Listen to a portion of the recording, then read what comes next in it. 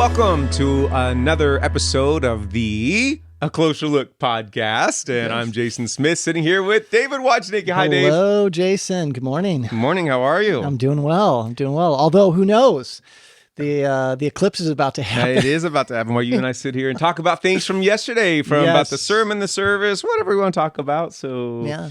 It was a good day to be together. You know, yesterday was different for me in that I didn't lead worship. That's right. I was there, yeah. but I actually ran sound. Mm-hmm. Both of my sound guys were out. Right. And so we had Dave Baker lead, which is nice. It's I always love being on the stage, but it's also Dave does a good job.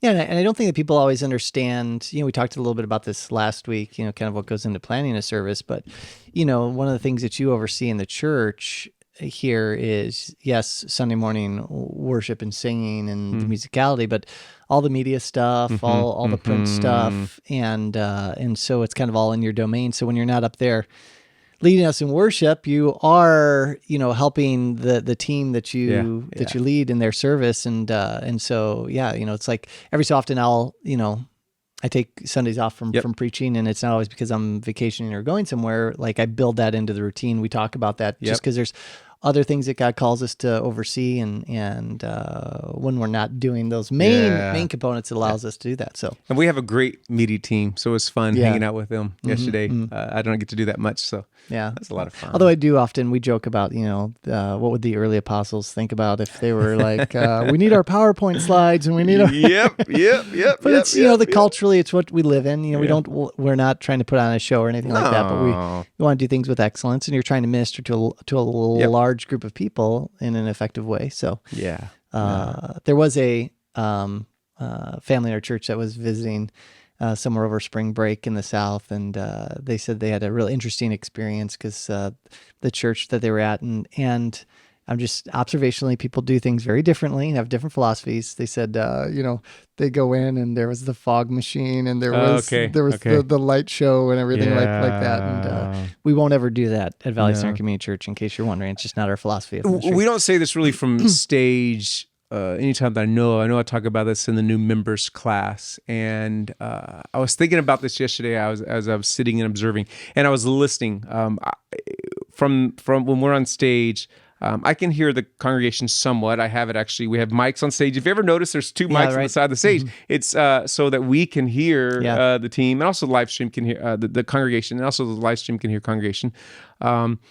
But I was thinking through our windows and how bright it was as I was hearing everybody sing. And one reason why we have no covering over the windows is because we don't want it to be dark. We want everybody to see each other so we can sing to one another. Yeah, it's a ministry philosophy that we have, right? We believe that we're there as the congregation. We're not there to individually worship. And so when we designed the worship center, that was a big deal to us, is, you know, how can we bring in as much light as possible without you know, hindering certain things. It'd be like you and me trying to have a conversation right now, and we just shut off all the lights. It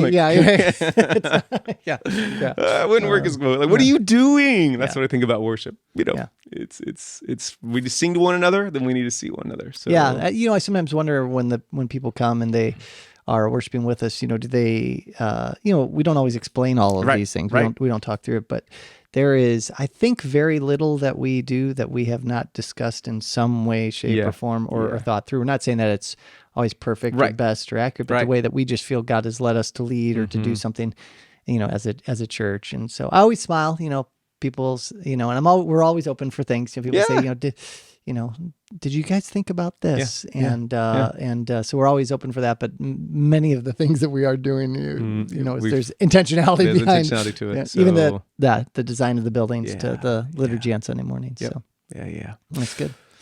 Well, yesterday you looked at Luke 4:14-30, and Jesus in his hometown. As you prepared this message, was there anything that stood out, or were there some things that you had to cut from the sermon that you wish you had time to share? Yeah, there were definitely things that I had to cut. Okay. And again, you know, I make those choices. I'll talk about that in a minute. But I was really looking forward to this section of Luke because, as I said, we're now hearing from Jesus. From this point on in Luke, it's all about Jesus. Really, until we get to the last week of his life.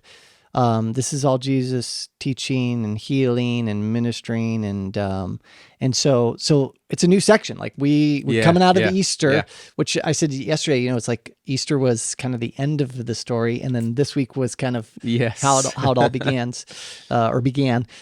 So yeah, that was part of it. There was a lot more to be said, potentially about when you read Luke's gospel, it just kind of seems like he left the wilderness temptation and immediately started ministering and went to Nazareth, his hometown. But there's like a year's period of time where he's doing ministry in Judea that I think is important. So go back, read the Gospel of John, chapters 2, 3, 4. That kind of fills in that gap. Doesn't mean that, it's like, why didn't Luke include that? Well, Luke, he's trying to communicate something different than John is. And so it's not as though he's being untruthful or inaccurate. He doesn't say that Jesus immediately, you know what I'm saying? So like when we're reading, we're like, why is he cutting these things out? Because as we're going to see, what is Luke doing? Jesus, tempted in the wilderness, conquers the devil, right? Yeah. Goes to Nazareth. And the reason why he includes this story is because he's like, Jesus is now making the proclamation. You just saw me conquer the devil in the desert. Now he skips forward to when Jesus makes his full declaration. And this is it. This is his clear declaration that he is the promised Messiah. And one of the things that stood out to me was when he makes this proclamation, in Nazareth, is that for Jesus, there's no lack of clarity on who he is. Okay. And this sets the foundation for everything that his ministry and the rest of the Gospel Luke is there to prove. Right after this, he's going to perform miracles, all that validate what he just said to Nazareth. So that's that's some of those things out. Here's some of the things that got cut. I know we're gonna talk a little bit about synagogues. Okay. Yeah.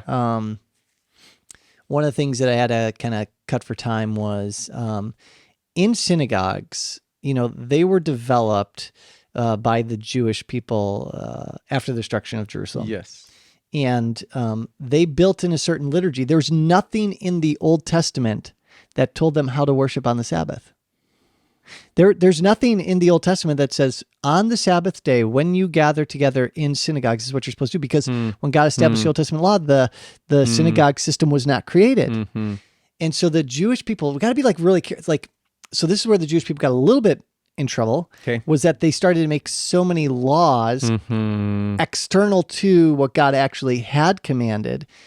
But there were also things that they did on the Sabbath that weren't wrong. There was a six-fold pattern that they had when they would worship together in the synagogues. They would begin with a prayer of thanksgiving. They would do the Shema. Hear, O Israel, the Lord your God is one. They do thanksgiving. They do a psalm reading, a prophet reading. There'd be somebody who would teach. There'd be prayers that would be prayed. And so they had a liturgy in the synagogues. Yeah. But that was a man-made liturgy that they felt though helped them fulfill what God wanted them to do on the Sabbath. Why do I say that? I don't know. No, I'm just kidding.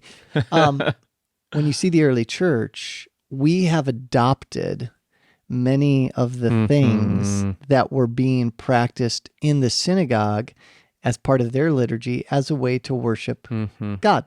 So it's not to say that these things are wrong or God ordained, but there was a pattern that was established, and so a lot of the early church modeled that, and so that was something that I had just.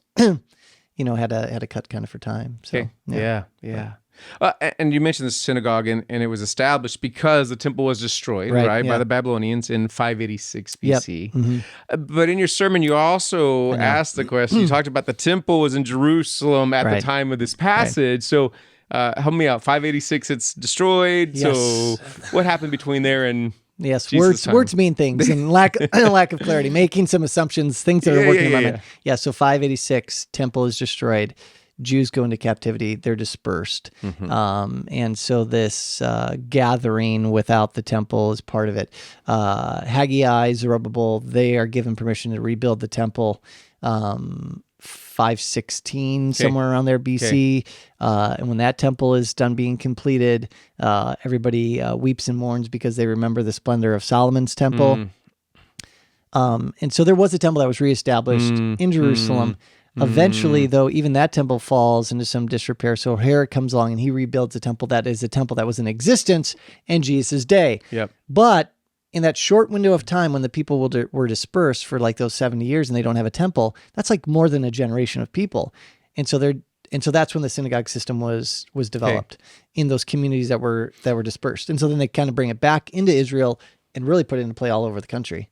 Yeah, and so the synagogues were built because the temple was destroyed, but because they put the system in place, they just kept on going with it. They're like, this seems to be a good thing. Like, if I can't make it to the temple on a Sabbath day, which most Jews couldn't do, we can at least go to the synagogue and we can worship together there. So interesting. Yeah. And something that the whole leadership structure there, I think this is one of the important things, context. I don't think a lot of people know this, is like I said in the sermon, Jesus was considered a safe and acceptable teacher. Any Jewish male could ask to teach in the synagogue.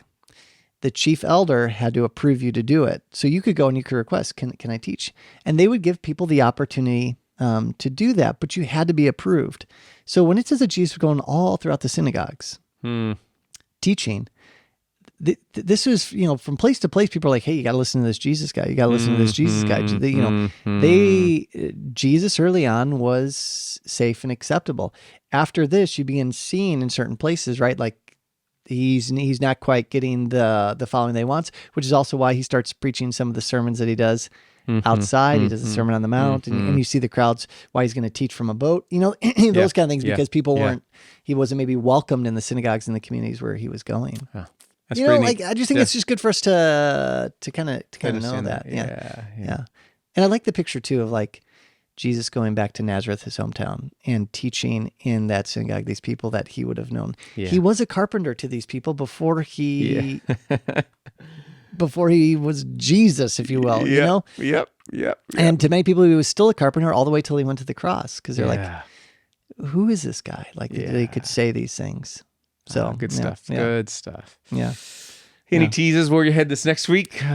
Well, I know it's Monday and you haven't dived deep into your prep yet. I almost did this, but I knew it was too much. So like what happens next here in the text is we see Jesus immediately performing some miracles that validate his teaching from this. And by the way, one of the things I was hoping from the message yesterday that people would walk away from is I talked about that present reality of Jesus. Jesus wanted people, and he performed the miracles that he did to show that his power was active then and there.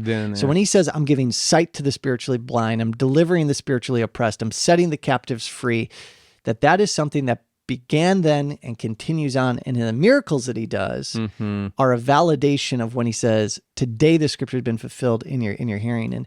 And I think for us, as we're going to see these miracles, like we have the greatest miracle of all. We see the resurrection of Jesus from the dead. Yes. And my hope for our church and for people that would listen to that message yesterday is to really be confronted and challenged with, do I believe Jesus is the promised Messiah for me? And meaning that I can now spiritually see what I could not see before, that, I am no longer mastered by sin because of Jesus, not because of me. I no longer am oppressed. In our small group, we talked about that. The guilt and shame that people carry. Why am I carrying this? I give it to Jesus. It's not that you're can't feel it or think it or be tempted, but it's like, no, I got the Messiah. I have Jesus. He has come. He has fulfilled it. And so when we talk about these miracles, this upcoming week, part of that is like what we're seeing is him proving to the people then, but the resurrection being a proof to us now. What he said is true. Yeah. So you don't have to come on Sunday. I'm kidding. No, please still come on Sunday. Well, good. Looking forward to it. Yeah. All right, brother. Well, thank you. Good chatting with you. Good chatting as well. Church family, thanks for listening, and God willing, we'll see you Sunday. Have a great week. Take care.